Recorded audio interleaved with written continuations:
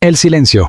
Detrás de la casa perfecta. Durante años, Maite Perroni fue vista por millones de personas como una mujer capaz de convertir cada etapa de su vida en una historia de superación. Desde sus primeros pasos en la televisión mexicana, hasta su consagración internacional como actriz, cantante e integrante de una generación artística que marcó a toda América Latina, su nombre quedó asociado a la disciplina, la belleza serena y una imagen pública construida con paciencia. Maite no era solo una celebridad.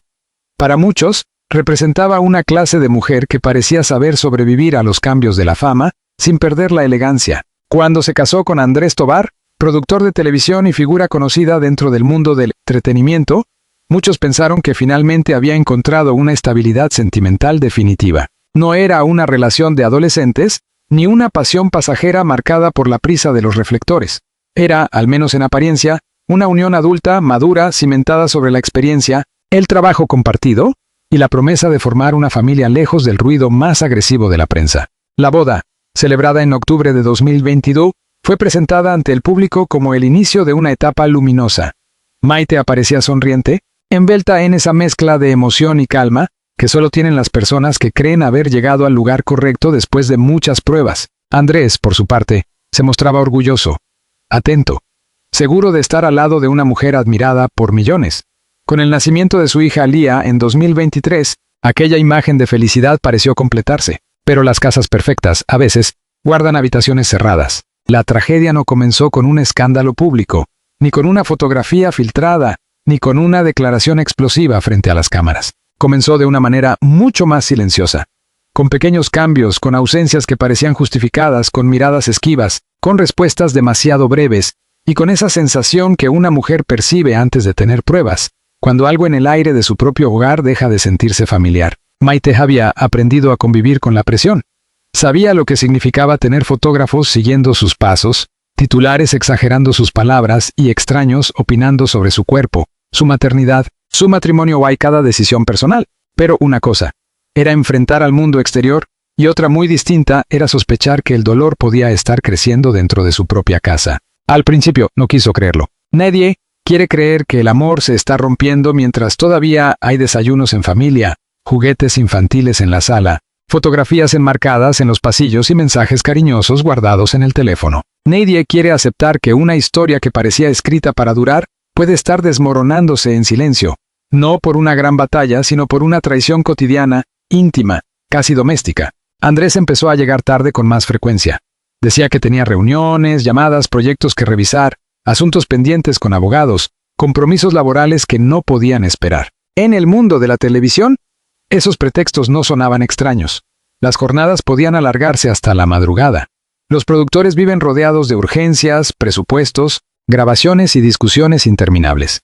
Maite lo sabía.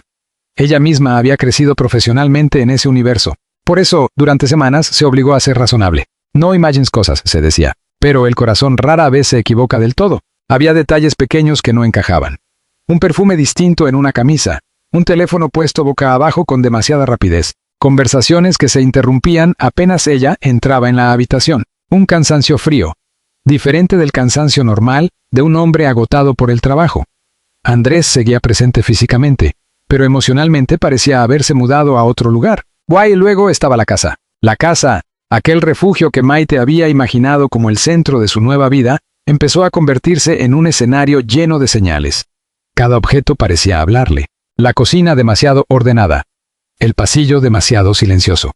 La recámara principal demasiado amplia para una pareja que ya casi no se miraba igual. La figura que terminó rompiendo la paz no fue una actriz famosa, ni una antigua novia, ni una mujer poderosa del medio artístico. Fue alguien que Maite jamás habría imaginado.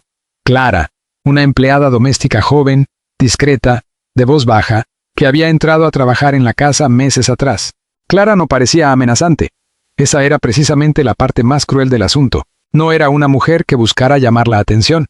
No usaba ropa provocativa, no hacía comentarios fuera de lugar. No se comportaba con confianza excesiva frente a Andrés. Al contrario, su presencia era casi invisible. Caminaba por la casa con la prudencia de quien sabe que trabaja en un hogar ajeno. Saludaba con respeto, sonreía poco, cumplía sus tareas con eficiencia. Para Maite, al principio, era simplemente una ayuda necesaria en medio de una vida cargada de compromisos, viajes, maternidad y trabajo. La traición, cuando viene disfrazada de normalidad, duele más. Maite empezó a notar que Clara evitaba mirarla directamente a los ojos. Al principio pensó que era timidez. Después, pensó que quizá estaba cansada o preocupada por algún problema personal. Pero hubo una mañana en que todo cambió. Maite entró inesperadamente a la cocina y encontró a Andrés hablando con Clara en un tono demasiado bajo, demasiado íntimo. No estaban tocándose, no había ninguna escena evidente. Sin embargo, el silencio que cayó cuando ella apareció fue más revelador que cualquier gesto. Andrés sonrió demasiado rápido. Clara bajó la mirada. Maite sintió un golpe en el pecho. No dijo nada. Esa fue su primera reacción. No porque no entendiera, sino porque entendió demasiado. Hay dolores que llegan antes que las palabras.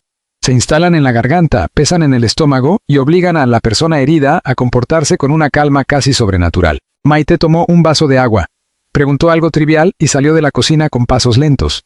Por dentro, sin embargo, algo se había quebrado. Esa noche no pudo dormir. Miró a Andrés acostado a su lado y se preguntó cuántas veces una mujer duerme junto al hombre que la está traicionando sin saberlo.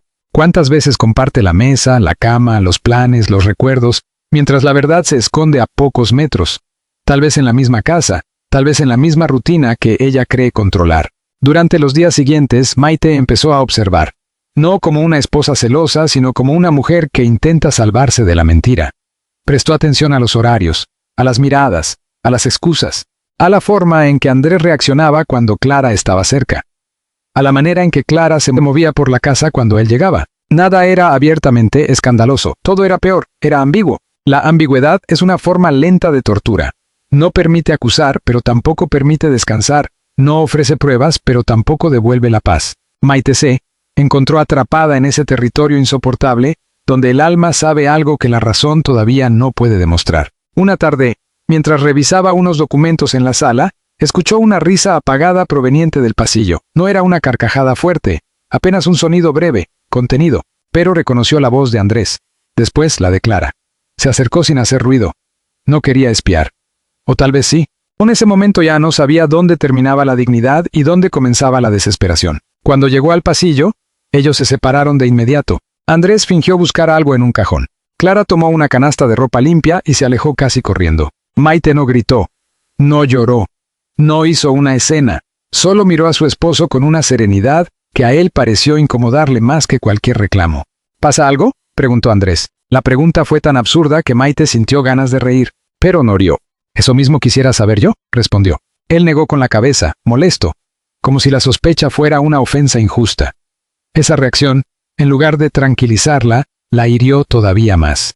Porque a veces, el culpable no se defiende con argumentos, sino atacando la intuición de la persona traicionada. Andrés le dijo que estaba exagerando, que el estrés la tenía sensible, que la maternidad, el trabajo y la presión mediática podían hacerla imaginar cosas, que Clara era una empleada, nada más, que él jamás pondría en riesgo su familia por algo tan absurdo. Maite escuchó cada palabra, y cada palabra sonó ensayada. Aquella noche, mientras su hija dormía, Maite se encerró en el baño y lloró en silencio. No fue un llanto teatral ni explosivo, fue un llanto contenido, de esos que parecen salir desde años atrás. Lloró por la mujer que había creído en una nueva oportunidad. Lloró por la esposa que había defendido su hogar. Lloró por la madre que quería proteger a su hija de cualquier sombra. Lloró por la artista que tantas veces había tenido que sonreír frente a las cámaras, mientras su vida privada se volvía más compleja de lo que nadie imaginaba. En el espejo, vio su propio rostro cansado. Cero preguntó cómo era posible que una mujer admirada por millones pudiera sentirse tan sola dentro de su propia casa. La respuesta era cruel. La fama no protege del abandono. El éxito no evita la mentira. La belleza no impide la traición. Y el amor, cuando se entrega sin reservas, puede convertirse en el lugar exacto donde más duele ser herida. Con el paso de los días, la tensión se volvió insoportable. Andrés intentaba actuar con normalidad, pero su normalidad era torpe. Clara continuaba trabajando, aunque cada vez más nerviosa. Maite sentía que la casa respiraba una verdad que todos conocían menos ella.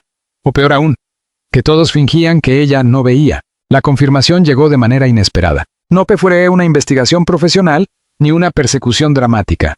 Fue algo mucho más simple. Un mensaje. Un descuido.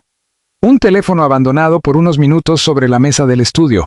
Andrés había salido a atender una llamada desde otro aparato. La pantalla se iluminó. Maite no quería mirar, pero miró. El nombre de Clara apareció acompañado de una frase breve, devastadora, imposible de malinterpretar. No hacía falta leer más. En ese instante, el mundo se redujo a una pantalla encendida. Maite sintió que el cuerpo se le quedaba frío. No hubo grito, no hubo golpe, no hubo movimiento, solo una quietud terrible, como si su mente necesitara unos segundos para aceptar que aquello que tanto había temido no era imaginación, ni inseguridad, ni cansancio. Era verdad dentro de la ficción. Era la prueba que ninguna esposa quiere encontrar. Cuando Andrés regresó al estudio, la encontró de pie junto a la mesa, con el teléfono en la mano. Él palideció. Ese silencio fue la confesión. «Maite», dijo él. Pero ella levantó la mano. No quería explicaciones todavía. No quería escuchar la versión maquillada, la excusa incompleta, el arrepentimiento apresurado. No quería que él intentara reducir una herida enorme a un error, a una confusión, a un momento de debilidad. Porque para Maite no se trataba solo de una infidelidad. Se trataba del lugar, de la casa, de la cercanía, de la humillación silenciosa, de haber compartido espacios con una mujer que conocía cada rincón de su intimidad familiar, de que haber confiado en alguien que entraba a su hogar, tocaba sus cosas, doblaba la ropa de su hija, caminaba por sus pasillos, mientras sostenía una relación prohibida con el hombre al que ella llamaba esposo. Esa era la parte que más dolía. Una traición fuera de casa ya habría sido devastadora, pero una traición dentro del hogar convertía cada habitación en una escena del crimen emocional. La cocina dejó de ser cocina. El pasillo dejó de ser pasillo. La sala dejó de ser sala. Todo parecía contaminado por la mentira. Andrés intentó acercarse, pero Maite retrocedió. «No me toques», dijo. Su voz no fue fuerte, pero fue definitiva. Él comenzó a hablar. Dijo que no sabía cómo había pasado, que estaba confundido, que nunca quiso lastimarla, que amaba a su familia, que Clara no significaba nada. Esa última frase fue quizá la más hiriente de todas, porque si no significaba nada, entonces la destrucción había sido todavía más absurda. Si no significaba nada, ¿por qué arriesgarlo todo? Si no significaba nada, ¿por qué convertir la confianza de una esposa en una ruina? Maite lo miró con lágrimas en los ojos. Lo que no significaba nada para ti, acaba de destruirlo todo para mí. Esa frase quedó suspendida en el aire. Andrés no respondió. Por primera vez, parecía comprender que no estaba frente a una discusión matrimonial común. Estaba frente al derrumbe de una mujer que había creído en él. Una mujer que no solo compartía su apellido, su casa y su hija, sino también una historia pública que ahora podía convertirse en alimento para la prensa. Porque Maite sabía lo que vendría si aquello salía a la luz. Los titulares serían despiadados, algunos la compadecerían, otros la culparían, algunos inventarían detalles, otros buscarían fotos de Clara, revisarían el pasado de Andrés, compararían fechas, exagerarían gestos, convertirían su dolor en espectáculo. La industria que la había aplaudido también podía devorarla. Por eso decidió guardar silencio. No por cobardía, por protección. Protección para su hija. Protección para su propia salud emocional. Protección para esa parte de su vida que todavía quería rescatar del incendio. Pero guardar silencio no significaba perdonar. Durante las horas siguientes, la casa se llenó de una calma insoportable. Clara fue enviada fuera, inmediatamente en esta. Sin escándalos, sin gritos, sin cámaras. Maite no quiso verla. No necesitaba escuchar explicaciones de una mujer que ya había cruzado todos los límites. En su mente, la responsabilidad principal recaía sobre Andrés, porque era él quien había hecho votos, él quien había prometido cuidar la familia, él quien había convertido el hogar en un campo de heridas. Esa noche, Mae... Aunque dormir no era la palabra exacta. Se acostó, cerró los ojos, escuchó los ruidos de la casa y sintió que cada minuto duraba una hora. Pensó en los primeros días de su relación con Andrés, en las conversaciones largas, en las promesas, en la ilusión de empezar de nuevo. Pensó en la boda, en las fotografías, en los mensajes de felicitación, en la emoción de imaginar una vida familiar estable. También pensó en su hija. Y ahí el dolor cambió de forma. Ya no era solo una esposa gérida. Era una madre obligada a decidir cómo atravesar una crisis sin romper el mundo de una niña inocente. Esa responsabilidad la sostuvo cuando sentía que podía caer.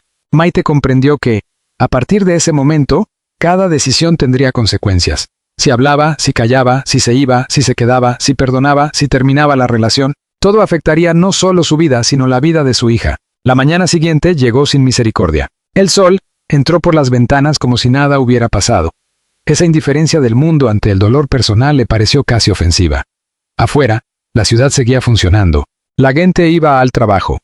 Los medios publicaban noticias, los fans comentaban fotografías antiguas. Nadie sabía que, dentro de aquella casa, una mujer famosa estaba intentando respirar después de descubrir que su matrimonio se había partido. Andrés pidió hablar. Maite aceptó, pero impuso una distancia física. Se sentaron en extremos opuestos de la sala. Entre ellos había una mesa baja. Pero en realidad había mucho más. Había mentiras, sospechas, escenas repetidas en la memoria. Palabras que ya no podían borrarse. Él dijo que estaba arrepentido. Ella no lo interrumpió. Dijo que había sido una debilidad. Ella bajó la mirada. Dijo que no quería perderla. Entonces Maite levantó los ojos. Me perdiste cuando me hiciste vivir con una mentira dentro de mi propia casa. Andrés lloró.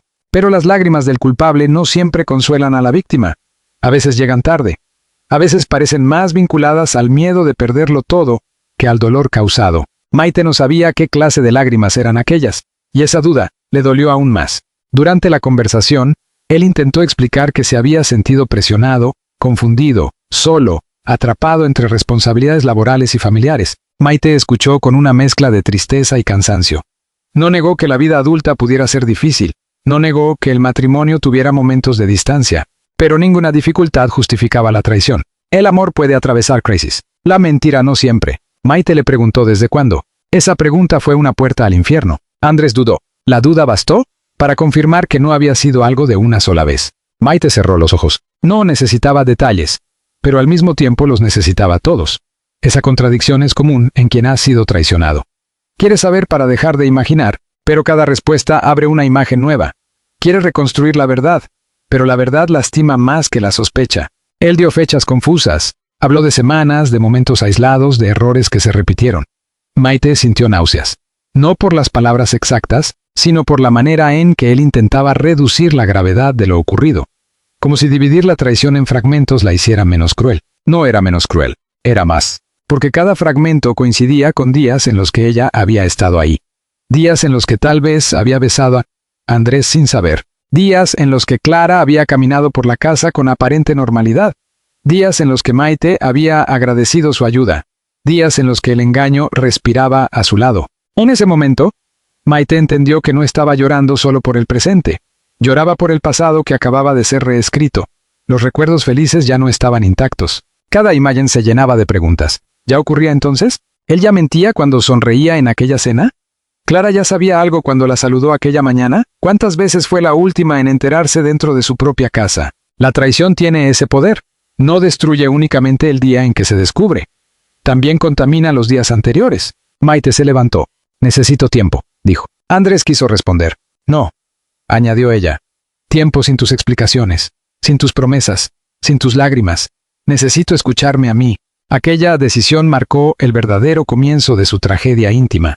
Porque descubrir una infidelidad no es el final inmediato del dolor, es apenas la primera página. Después viene la reconstrucción de la verdad, el duelo por la persona que uno creía amar, la vergüenza injusta, la rabia, el miedo al futuro, el intento de mantener la dignidad mientras todo por dentro se derrumba. Durante los días siguientes, Maite se refugió en el silencio. Canceló algunos compromisos no esenciales. Se mostró ante el mundo con la misma discreción de siempre, pero quienes la conocían de cerca notaban algo diferente. Su sonrisa tardaba más en aparecer. Sus ojos parecían cansados, hablaba poco, respondía mensajes con frases breves. Se concentraba en su hija con una intensidad casi protectora. La maternidad se convirtió en su ancla. Cuando cargaba a Lía, el caos parecía detenerse por unos segundos. La niña no sabía nada. No entendía de infidelidades, titulares, promesas rotas ni casas contaminadas por secretos. Su mundo era la voz de su madre, sus brazos, su olor, su presencia. Y por ella, Maite encontraba fuerzas que no sabía que tenía. Pero cuando la niña dormía, el dolor regresaba. En la soledad de la noche, Maite se hacía preguntas imposibles. ¿Se puede perdonar una traición ocurrida tan cerca? ¿Se puede volver a confiar en una persona que mintió dentro del propio hogar? ¿Se puede reconstruir un matrimonio cuando el recuerdo de la humillación está en cada rincón? ¿O hay heridas que, aunque cicatricen, cambian para siempre la forma de amar? No tenía respuestas. Guay, quizá esa era la parte más humana de su historia. El público suele exigir decisiones rápidas a las celebridades. Quiere comunicados, rupturas, reconciliaciones, frases contundentes. Pero la vida real no funciona así. Una mujer herida no siempre sabe qué hacer al día siguiente. A veces solo sabe levantarse, bañarse, cuidar a su hija y sobrevivir una hora más sin romperse. Maite no se convirtió de inmediato en una mujer vengativa. Tampoco en una víctima pasiva. Se convirtió en alguien que observaba las ruinas antes de decidir qué construir con ellas. Sabía que cualquier camino dolería. Quedarse dolería. Irse dolería. Hablar dolería. Callar dolería. Pero había una diferencia esencial. Algunas decisiones duelen y liberan. Otras duelen y encadenan. Ella todavía no sabía cuál era cuál. Mientras tanto, Andrés intentaba acercarse. Enviaba mensajes, dejaba notas, pedía terapia. Prometía cortar todo vínculo con Clara. Aseguraba que estaba dispuesto a hacer lo necesario para recuperar la familia. Maite leía algunas palabras y otras las dejaba sin abrir. No porque no sintiera nada, sino porque sentía demasiado. El amor no desaparece de golpe cuando alguien traiciona. Esa es otra crueldad. A veces, la persona herida sigue amando al mismo tiempo que odia lo ocurrido. Sigue extrañando mientras se protege. Sigue recordando los momentos buenos mientras intenta aceptar los malos. Maite no podía borrar de un día para otro los años compartidos. La hija, los planes, las conversaciones, las risas. Pero tampoco podía fingir que todo seguía igual. Un matrimonio no muere solo cuando dos personas se separan. A veces muere cuando una de ellas descubre que la otra fue capaz de mirarla a los ojos mientras escondía una verdad devastadora. La prensa, por ahora, no sabía nada. Pero el entorno cercano comenzó a percibir señales. Una amiga de Maite le preguntó si estaba bien. Ella respondió que estaba cansada. Era una respuesta cierta, aunque incompleta.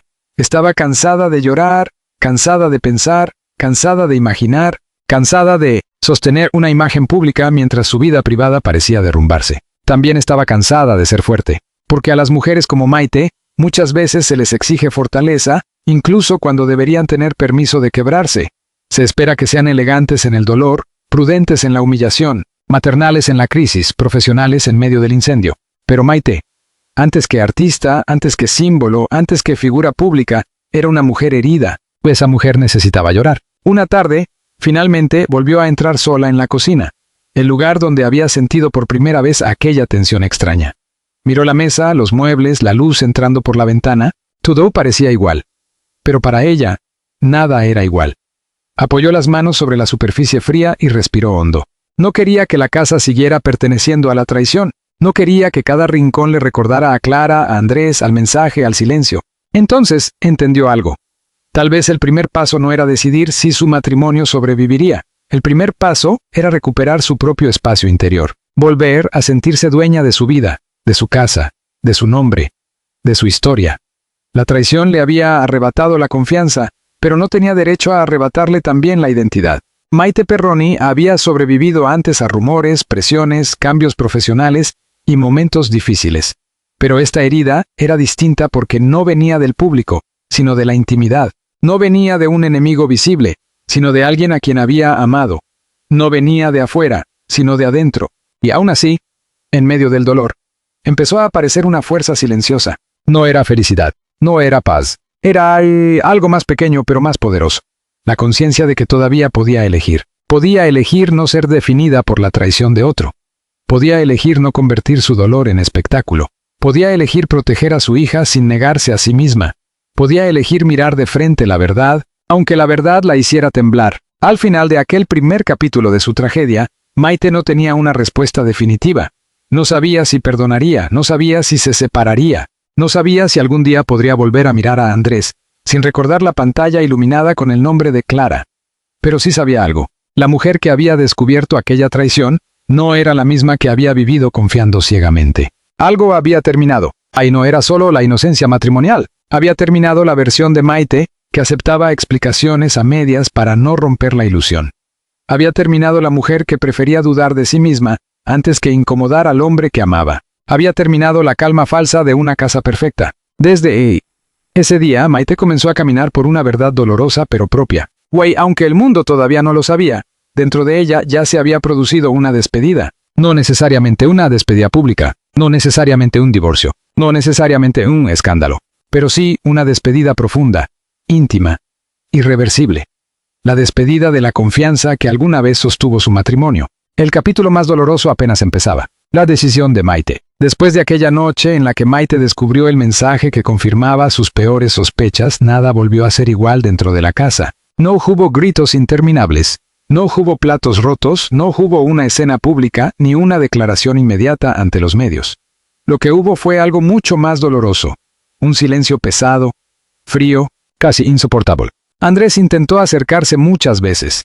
Le decía que estaba arrepentido, que había cometido el peor error de su vida, que no quería perder a su familia. Pero Maite ya no escuchaba sus palabras con el mismo corazón de antes. Cada disculpa llegaba tarde. Cada promesa sonaba débil frente a la imagen que ella no podía borrar. Su propio esposo traicionándola dentro del hogar que ambos habían construido. Para Maite, lo más difícil no era solamente aceptar la infidelidad. Lo más difícil era entender que la traición había ocurrido en su espacio más íntimo.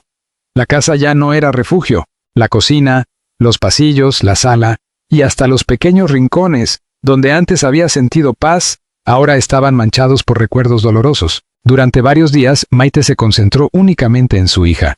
Lía se convirtió en su razón para levantarse cada mañana, para no derrumbarse, para respirar cuando sentía que el pecho se le cerraba. Mientras la sostenía en brazos, Maite comprendía que ya no podía pensar solo como esposa herida. También debía pensar como madre. Esa responsabilidad cambió todo. Una tarde, después de muchas noches sin dormir, Maite tomó una decisión.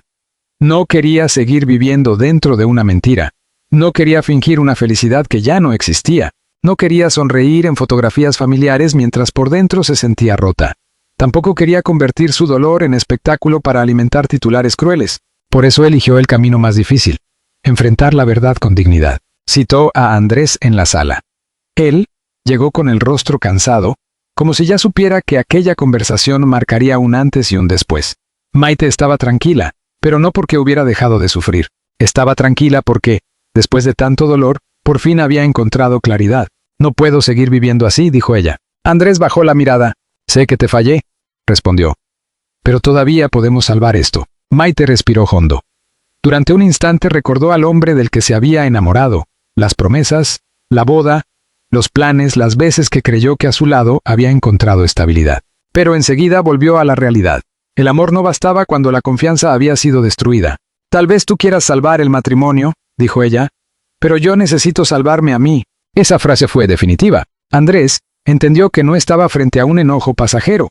Maite no estaba actuando por impulso. No hablaba desde la venganza, sino desde el cansancio profundo de una mujer que había dado demasiado y había recibido una herida imposible de ignorar. Ella no le pidió explicaciones nuevas. Ya no las necesitaba. Tampoco quiso escuchar más detalles sobre Clara, la mujer que en esta historia ficticia había destruido desde dentro la paz de su hogar. Para Maite, remover esa parte solo significaba hacerse más daño. Lo único que pidió fue respeto. Respeto por su silencio. Respeto por su proceso. Respeto por su hija. Respeto por la mujer que había sido humillada, pero que no permitiría ser destruida. Con el paso de los días, Maite comenzó a reorganizar su vida. No fue fácil. Había momentos en los que la rabia regresaba con fuerza. Había noches en las que lloraba en silencio para no despertar a su hija. Había mañanas en las que miraba su reflejo y apenas reconocía a la mujer cansada frente al espejo. Pero también empezó a recuperar algo que la traición le había arrebatado. Su voz interior. Comprendió que no tenía que explicar su dolor a todo el mundo. No tenía que responder preguntas morbosas. No tenía que demostrar fortaleza cada minuto. Tenía derecho a sentirse rota y aún así, seguir siendo una mujer valiosa. La Maite de antes creía que la felicidad familiar podía protegerse con paciencia, amor y discreción. La Maite de ahora sabía que ninguna mujer debe quedarse donde la confianza se convierte en humillación. Su corazón seguía herido, pero su dignidad comenzaba a levantarse. Andrés, por su parte, quedó atrapado entre el arrepentimiento y la pérdida. Intentó recuperar lo que había destruido, pero hay errores que no se reparan con flores, mensajes ni lágrimas. Hay traiciones que cambian para siempre la forma en que una persona mira al otro. Maite no lo odiaba. Ese fue quizá el detalle más triste. No lo odiaba porque alguna vez lo había amado profundamente. Pero amar a alguien no significaba aceptar cualquier herida. Amar no significaba quedarse donde una ya no podía respirar. Finalmente, Maite decidió tomar distancia. No hizo una declaración escandalosa. No buscó venganza pública. No quiso destruir la imagen de nadie. Simplemente eligió proteger su paz y la estabilidad de su hija. Su final no fue el de una mujer derrotada, sino el de una mujer que aprendió a levantarse después de una traición íntima.